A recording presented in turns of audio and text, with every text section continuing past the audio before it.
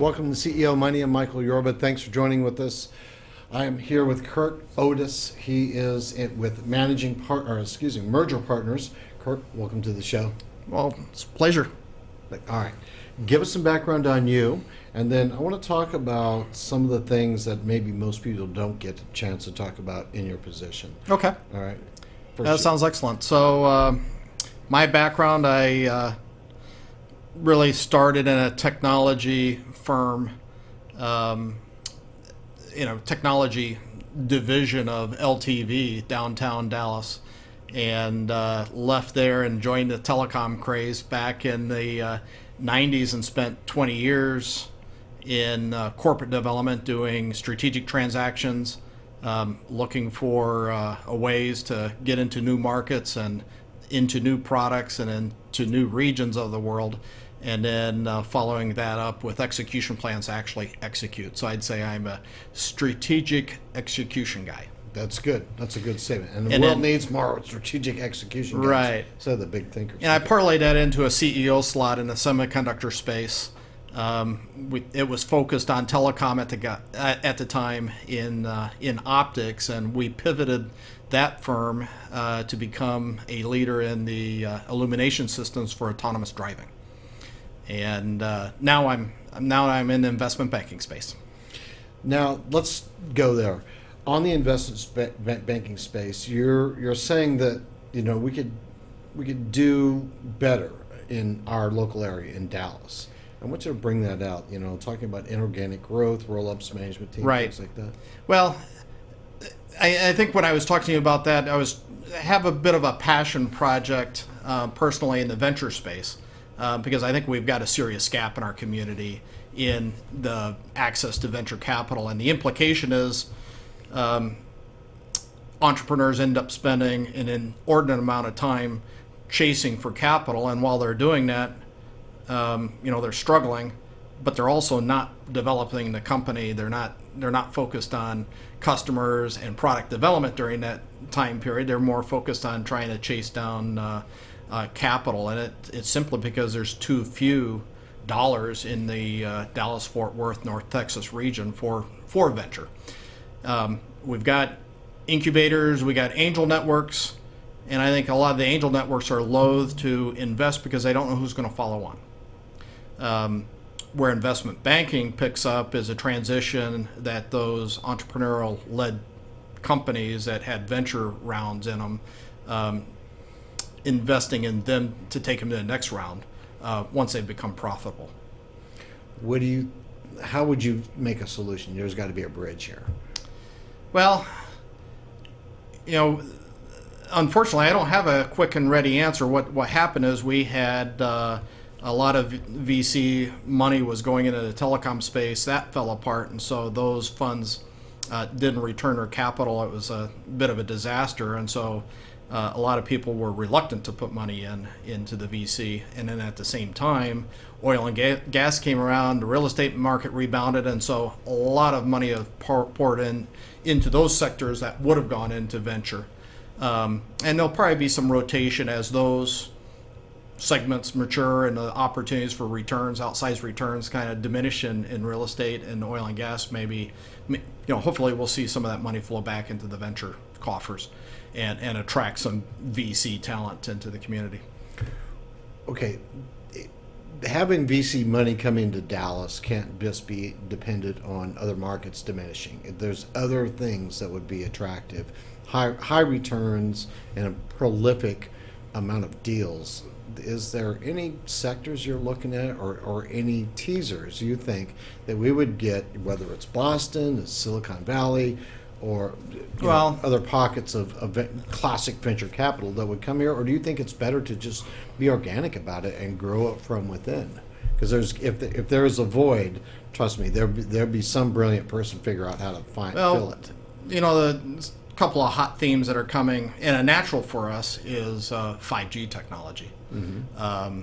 So there'll be a whole application space that develops around 5G and themes that support 5G. So that will likely be a catalyst or one of the catalysts that affect us.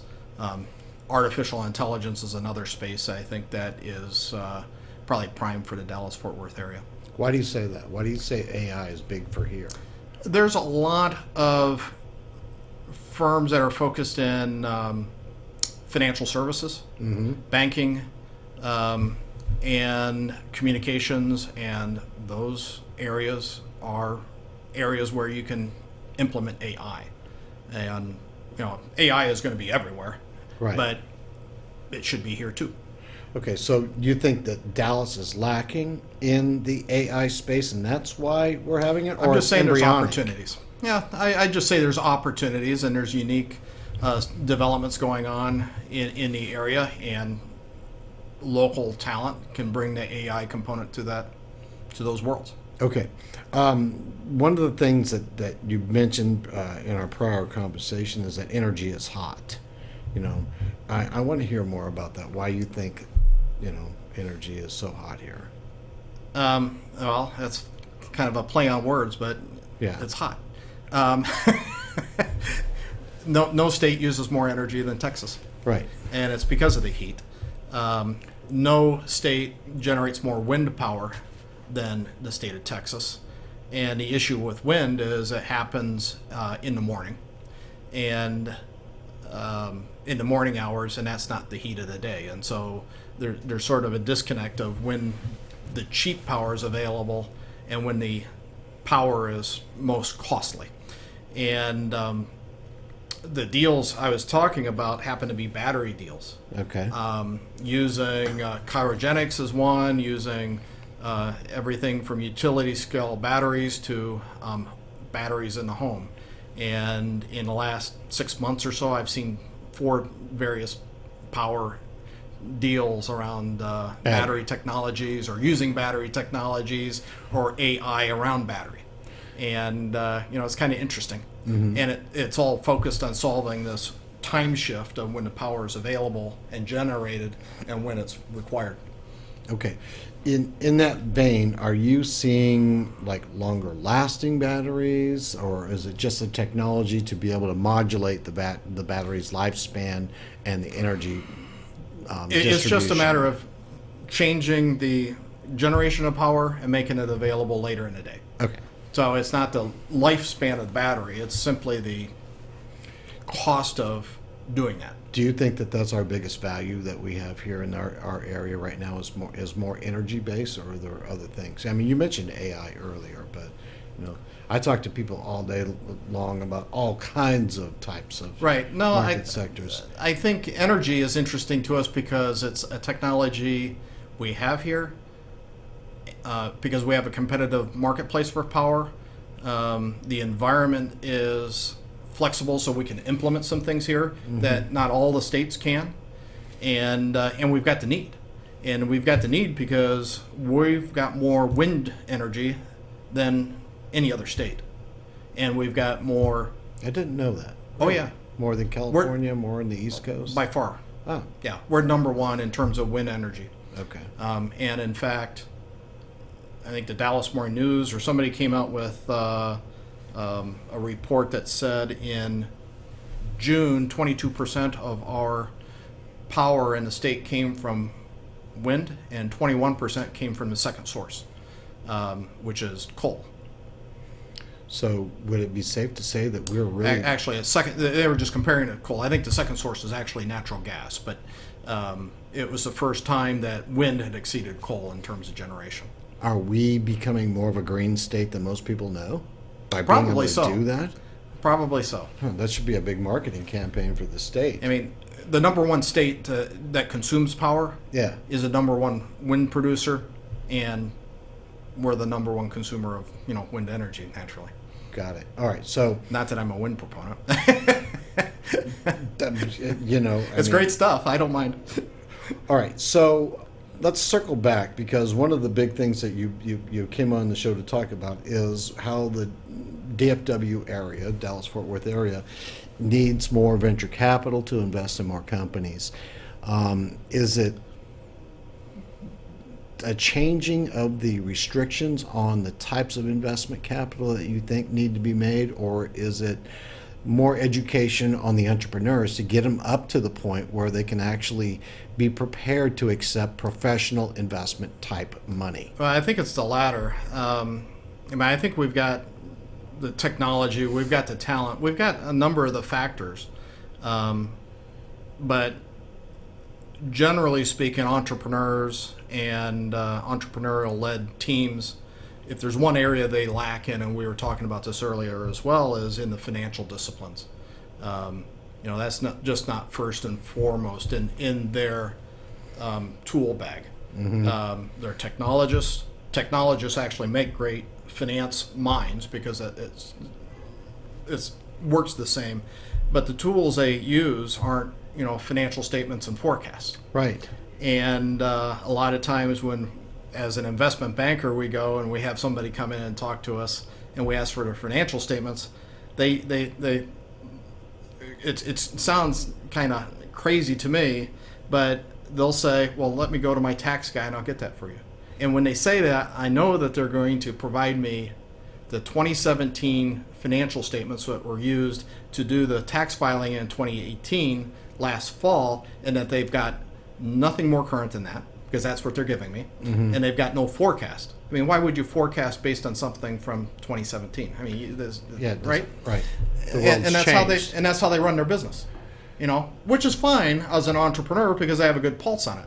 But when you're talking to financial investors and financial buyers of companies, having year-and-a-half-year-old financials and no forecast it's like you're talking two different languages. So There's it's a big financial disconnect. literacy within the entrepreneurial family. Yeah. That really needs to come up Right. to speed in order for the outside investment bankers, the professional private equity investors, to become really genuinely interested in this area. I think they're interested. I don't think that's as much an impediment, but when it comes to doing a transaction, Right. if you're going to do a transaction with somebody that you're going to have to fight to get the financial information from, Right. versus somebody that has it at their fingertips because they have a finance guy that's already put it together, it's all thought through, everything's holistically thought about, it all works together, and everyone's working off one truth about the company. Mm-hmm.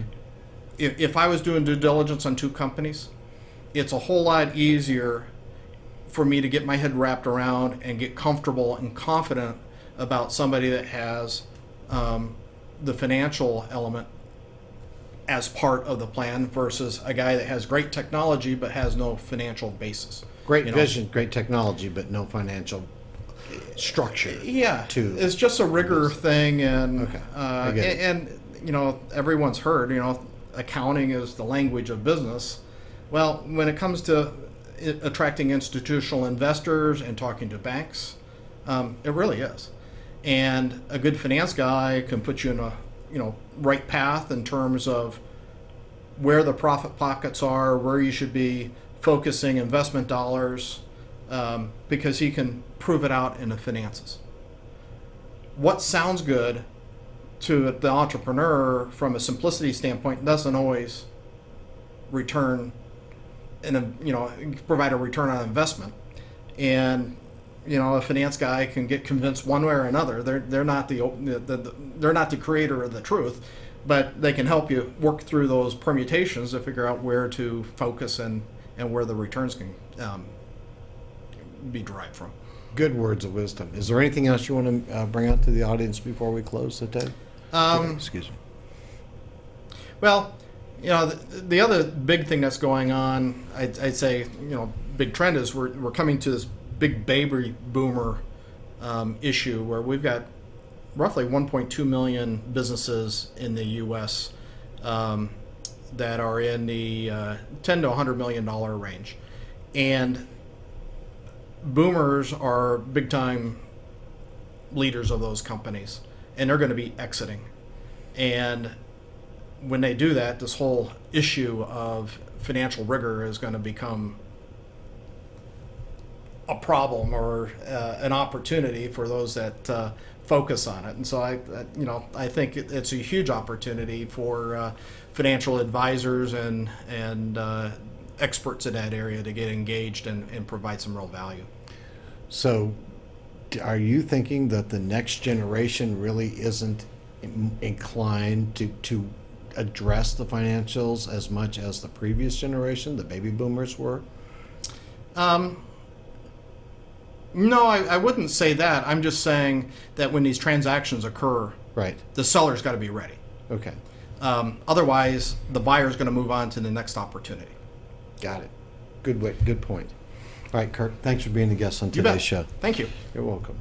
All right, you've been watching CEO Money with Michael Yorba. Thanks for joining with us. Like us on Facebook, follow us on Twitter, and subscribe to our YouTube channel.